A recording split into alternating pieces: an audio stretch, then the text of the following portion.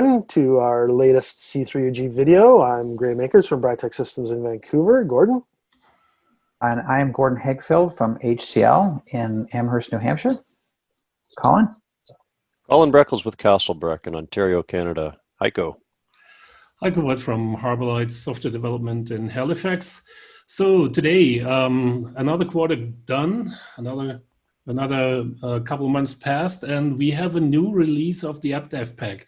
And continuing our tradition today, we have Gordon Hegfield with us, who will tell us a little bit more about what's new in 106, that's the current version.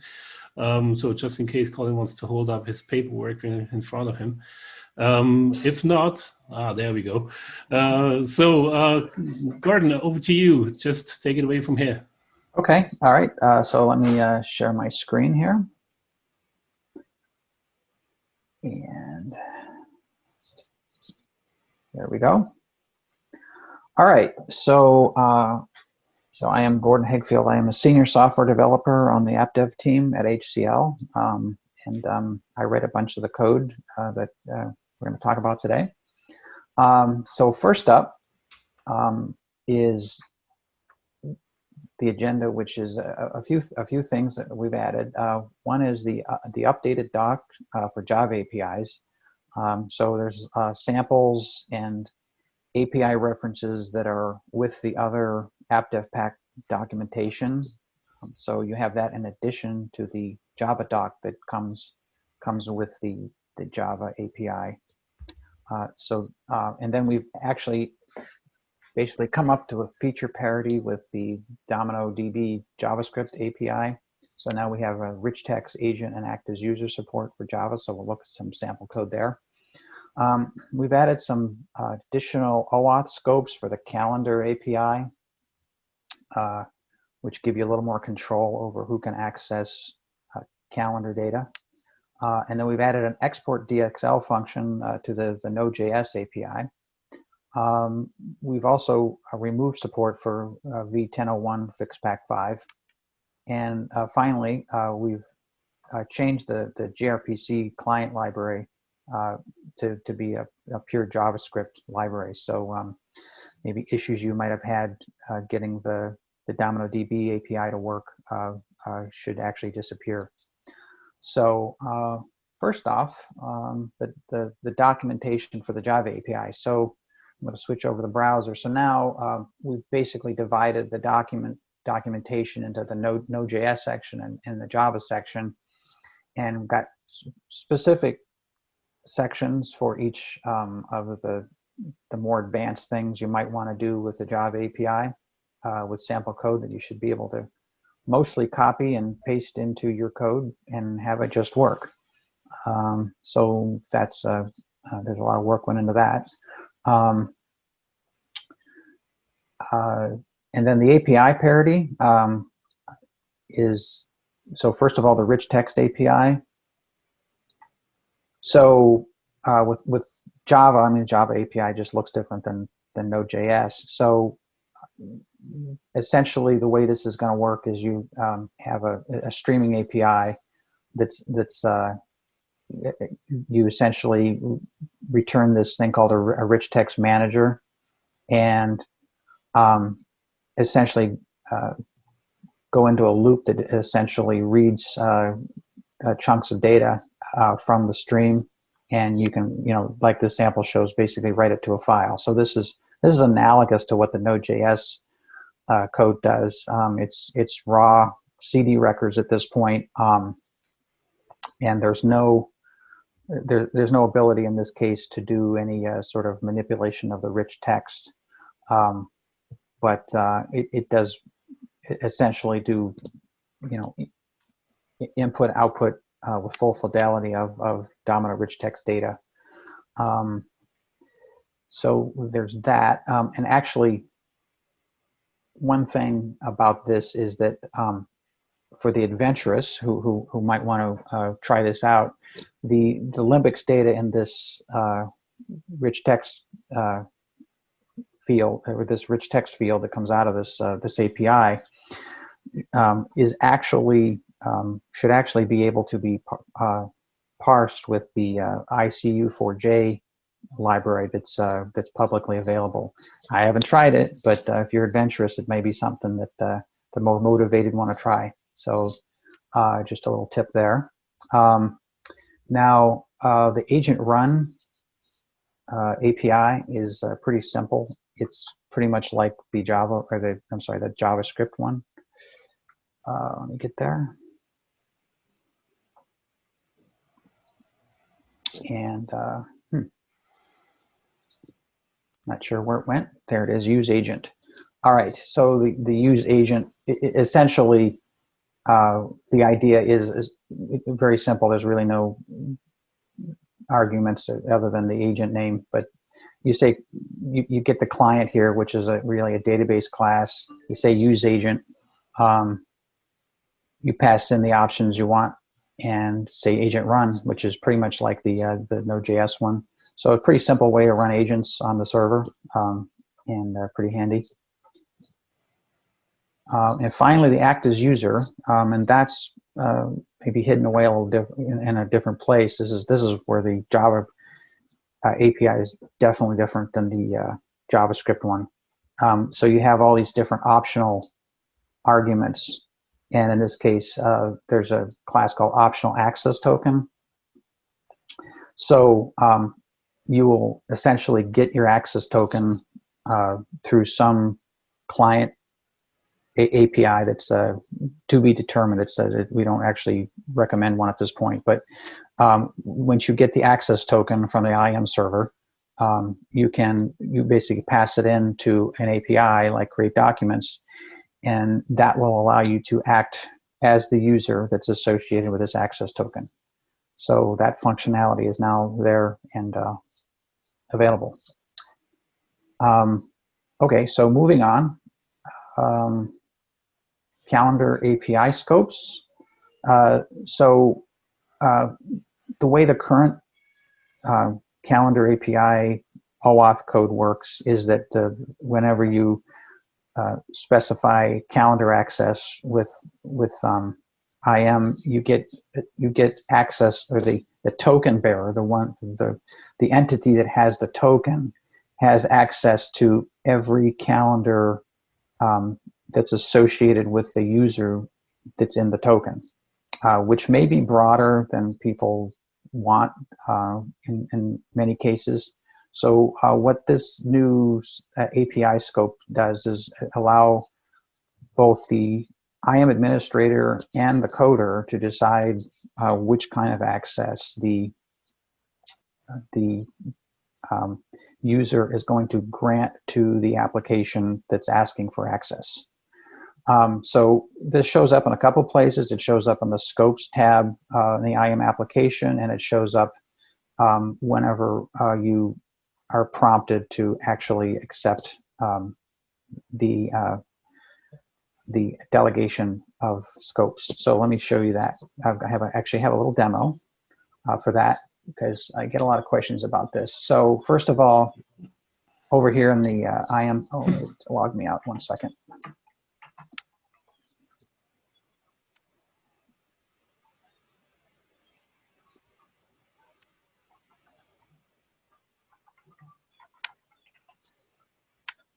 So over here in the application now, whenever I create an application config, you're going to see new stuff show up. Here in the scopes, you're going to see these two new scopes. And so there's owner-only access and write-owner-only access. And you can decide as the IAM administrator whether or not you want to expose those or not. It really depends on how you want your operation to work. So in this case, I've got them all selected. And then it's up to the application developer to decide whether or not they want owner-only or just the shared access. So what that basically amounts to is, let me back up here a little bit. So if I'm going to actually stop, whoops, 1 second. I'm going to log in as my administrator user, so I can show you what it looks like with delegated access. So I come back over here and log in as my admin.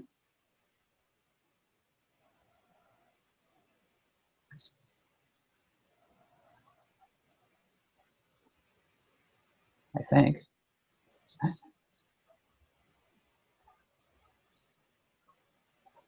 There we go. And first of all, so right now you can see it says read your calendars and other calendars you have access to, right? So this is the old way. Oops, yeah, that's right. And so if I come in here and I want to access calendar, I got something already canned here. I can access.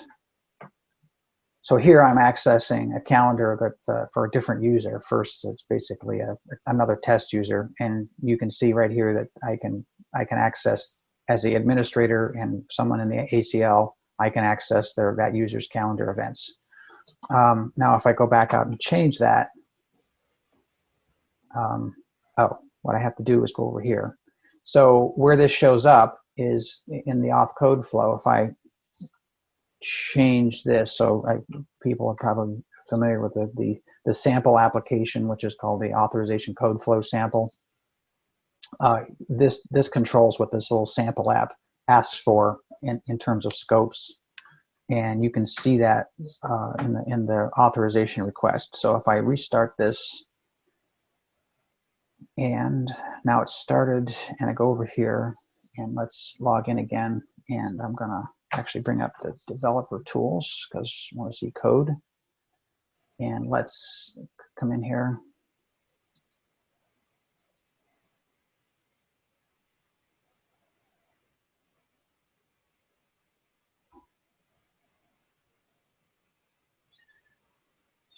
So now if I log in,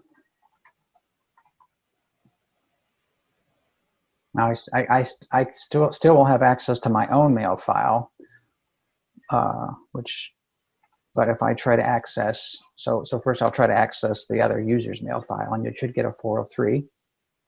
Oops. Oh, I did not. Well, that's great. Well, let's see what's wrong. Aha. So if I go up here and I look at the introspection result, I can see that I still have calendar write with shared and calendar read with shared. So clearly I did something wrong.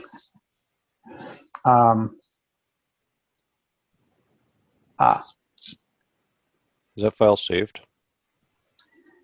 Yeah, and I saved the wrong thing.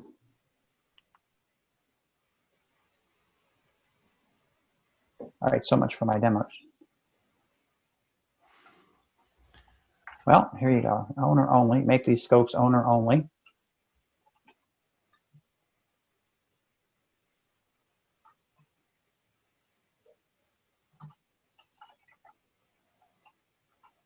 Okay.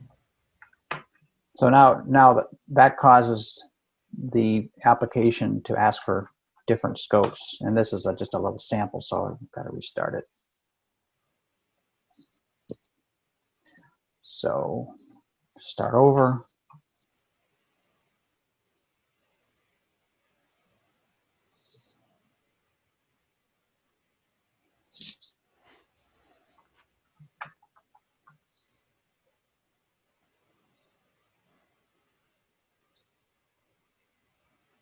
I may have missed the authorization call. So now if I log in as admin,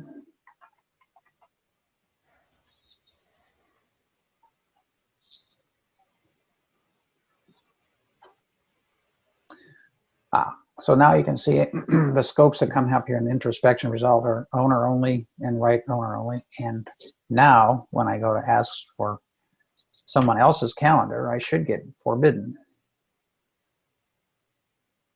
And I do. And however, wait, let's take it one more step. So if I ask for my own calendar, I should get my event. So there you go. So there's my demo for the day. So that's just sort of illustrates what the difference is. It seems to be hard to explain. And I was going to look at the parameters here, but I can't really find them. I think they must have got lost during the redirect. But where this all matters is on the authorization code flow with the scopes you ask for have to be the owner only and the write only scopes to get this behavior. So that's my demo. So let's see, moving on to the last thing on the list here is the DXL export. So we added a function to the Node.js API that allows you to essentially export an entire database to DXL. And I got some code sample here. It's fairly simple. It uses a streaming API, and it basically allows you to pipe data from the API into a file. And as I note here on the slide, there are NPM modules that exist that will convert XML to JSON, which could make using this actually more convenient than just straight XML. But if I go over here to the doc, let's have a look. So what this is, as I said, is there's no options at this point. It's really straightforward. It's off the database object, and you essentially, the return value is a promise, as everything is, and it is an event emitter object. But the stream event actually returns an XML stream, which is essentially, because it's a stream class, allows you to use the piping functions in Node.js. So if you look down here at the sample code, so we've got a function that writes the stream to a file. And you can see right here that we call the pipe function on the stream, which is the file stream. So here we took the input stream that's DXL, and we are writing it to a file. So that's very convenient because you don't really have to do anything else. You just pass it in and let it go. And then there's an error function. There's an end function that tells you to resolve basically close the file. And there's an error event that tells you got a problem. And so if you use any of the other streaming functions like the attachment or rich text streaming functions, this looks pretty familiar. The only difference is that pipe function. This allows you to actually use the piping. So it's pretty convenient. Also, it does return the DXL error log. I don't know if you've used DXL much. You know that it's got an error log for when something goes wrong. So we actually give you that in a stream as well, so you can grab the errors and figure out what may be wrong with more detail than just a simple error code. So that's pretty much it for 106. Any questions?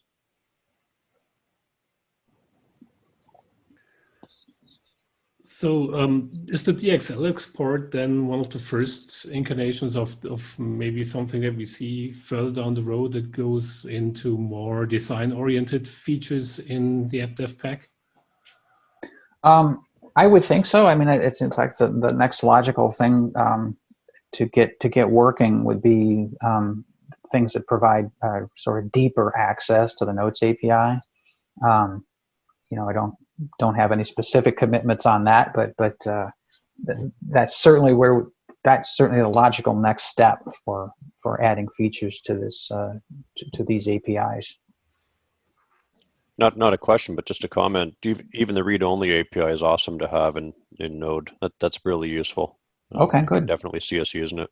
Mm-hmm. We had written some code before that used other means inside the NSF to export a bunch of XML files for design elements, and then ironically had written Node.js code as a bunch of command line utilities to parse it and do useful things with it. Now we could sort of bypass the in NSF development and do it all in the Node project. Mm-hmm. Which would be great, much simpler. Excellent. Okay, good. Any other questions? Yeah, sorry, go ahead, Gordon. Graham, go ahead. I was just going to say that the auth code flow example just triggered for me that it might be worth reminding folks who are watching who haven't heard about it is we've got a course on how to learn the AppDev Pack and install and get comfortable with it. And it uses version 103, so there's some fun stuff here that obviously has been added that makes it more functional. But the auth code flow sample itself is explained in somewhat detailed steps in the programming course. So for anybody that wants more information on the course, just go to the C3UG website, look for the education page, and it'll tell you how to get to the course. Excellent. High five on delivering parity with Java. That's awesome. Yeah, that's awesome. Excellent. One question regarding the Java part. What a couple of my customers came to me was the question whether HCL would be preparing some, say, sample projects like a Maven project on how to set up the Java part to be a little bit more usable. Is that something that you are aware of? That someone around, say, Louis, Gary Guy, or people from the educational part are working on something like this? I don't know of anything. I'll take a note actually to ask about that. So when you say setting up with the Java, you mean like setting up the Mantis projects and that kind of stuff, or? Yeah, right. Or, yeah. Okay, yeah, I will take a note back to ask about that, because I don't know of anything at the moment. Okay, well that's great. Thank you very much, Gordon. And just a quick comment about the demo. I think, despite the fact that it maybe didn't go totally smooth, it was a great illustration of where to pay attention to the actual settings on how to make sure that it's doing the things that you want it to do. So I think that was really valuable. Anyway, we'll say thanks to the team and throw it to Colin to wrap. Absolutely. Well, thanks for your time, everybody. Thanks for watching. If you could take a moment and like the video, click the bell to get notified for future ones, and subscribe if you haven't. It helps us out greatly. And well, thanks a million. Have a great day. Bye, everyone.